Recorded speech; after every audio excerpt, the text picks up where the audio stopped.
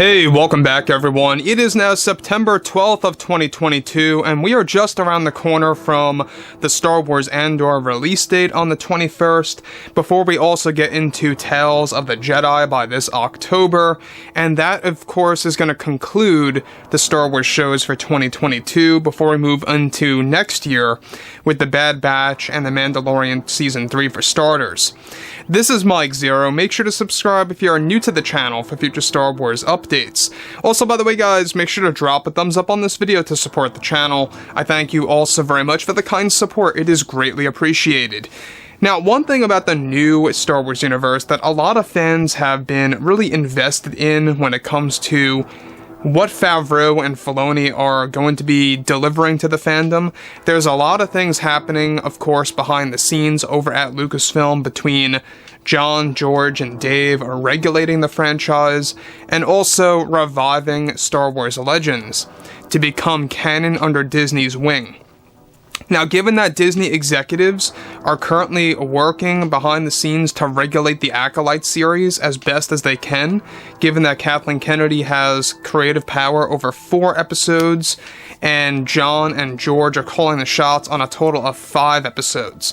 So there's a lot of things happening in between, you know, what they're doing with the Acolyte and Skeleton Crew, and what Jon and Dave are doing the rest, with, of course, all of the other Star Wars shows that they have 100% control over. So, with that being said, alright, Favreau has been a very busy guy. You know, he's been working around the clock to bringing Star Wars back to its roots, back to the vision of George Lucas, and really just making sure that Star Wars is going to thrive and survive. Now, he recently had something very important to say to the Star Wars fandom by apologizing and saying how he's very sorry about a very big thing with the Star Wars universe. Now, with both Favreau and Filoni actively developing the 4th season of Mando and the Ahsoka series, they also have multiple mystery projects in the works that will be announced at Star Wars Celebration next year. However, in a recent interview, creator Jon Favreau went on to talk and say something very important to the fans just after the D23 celebration came to a close. Now, at one point, Favreau went on to apologize to the fans by stating the following. Well, you know, when we are dealing with a franchise as big as Star Wars, it's something that you need to be very careful with. Any little slip and everything goes haywire. I did want to go out of my way to really apologize to fans with some of the choices that we had made with the Book of Boba Fett, and how we had focused on some of the characters like Luke, Ahsoka, Grogu, and Din, and how that really confused many fans into thinking it was the Mandalorian. This was never our idea, of course, from the very beginning, but we also had a lot of ideas to put in those cameos. This was, of course, an idea that we had actually from the start, and maybe it wasn't the best choice to do it in such the way that we did, and of course for that I am sorry. I also want to apologize to the community over the marketing of that show. I know that Robert had said that series was going to be an all-killer, no-filler type of series, and that was never our intention. I was always a little confused as to why he openly said that, and why we actually had told him to stop making open statements like that, and how he was very respectful and kind about stopping such statements like that to the fans. Now, I want to stop here real quick of what Favreau is saying. For those of you that are out of the loop, when he says Robert, he's talking about director Robert Rodriguez. Now, Robert Rodriguez openly said, as Jon Favreau said here, that there were a lot of problems that came out of that when Robert promised that this series was going to be all killer and no filler. So basically, Rodriguez was making it like the Book of Boba Fett was going to be a series about all bounty hunting and just constant action, you know, constant moments where Boba Fett is hunting down his enemies or his rivals, etc. Meanwhile, it was the 100% opposite of that. You know, we had a lot of moments where you saw Boba Fett working on himself, you know, working on his personality, working on his, you know, his well-being, so to speak. There was a lot of character development in there, and that's what Jon Favreau is pointing at here, is that that was never the actual plan from the very beginning, to make it all killer, no filler.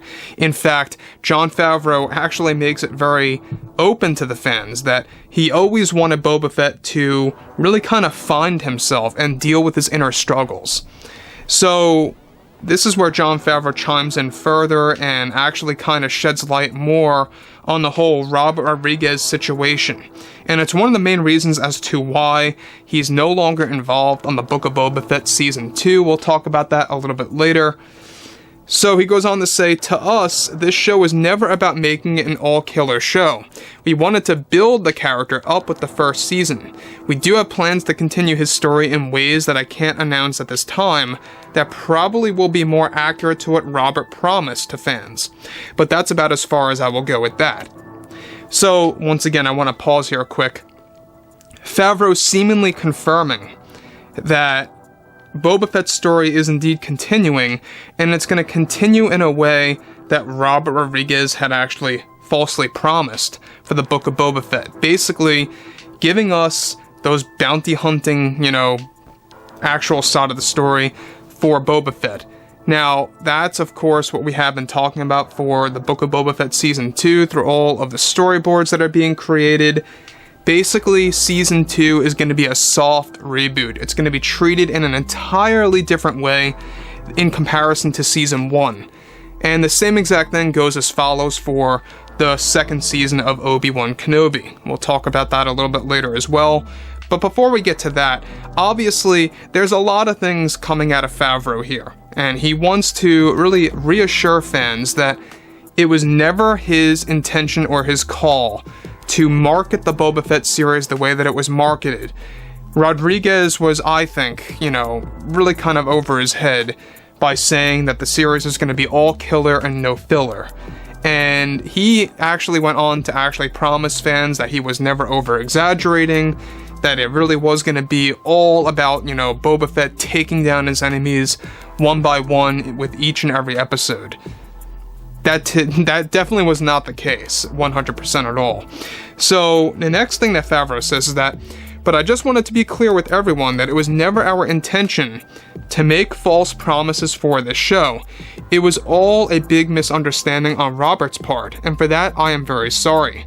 We have loved everyone's support from the beginning to the end though, so thank you so much.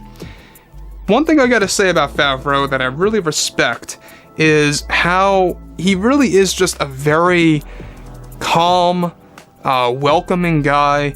He doesn't really bash other creators. If he really wanted to, he could have done that with Robert Rodriguez. He could have easily in a heartbeat. But he's not going to do that, and I respect people like that. I do. Did Robert make a lot of mistakes with the Book of Boba Fett? Absolutely. Not just as a director, but as an executive producer. He was able to call many of the creative choices on multiple episodes. In fact, he is the one that made John and Dave throw in the Vespa gang. The scooter gang, as I like to call them too. That was all Robert Rodriguez's idea. He wanted to combine elements of his past films in the Boba Fett series, alright? A lot of that was a mixture of Alita Battle Angel and the, of course, Spy Kids movies. That's how we got the idea of the Vespa gang. And the character Drash, alright, the girl with the black hair, was actually inspired from Alita Battle Angel. You can see the side-by-side comparison if you guys want to go ahead and check that out between Drash and Alita Battle Angel. So overall, guys, let me know what you guys have to say about all of this below in the comments, and if you guys did enjoy the content for today, make sure to drop a thumbs up on this video to support the channel. I thank you all so very much for the kind support, and I'll catch you guys next time.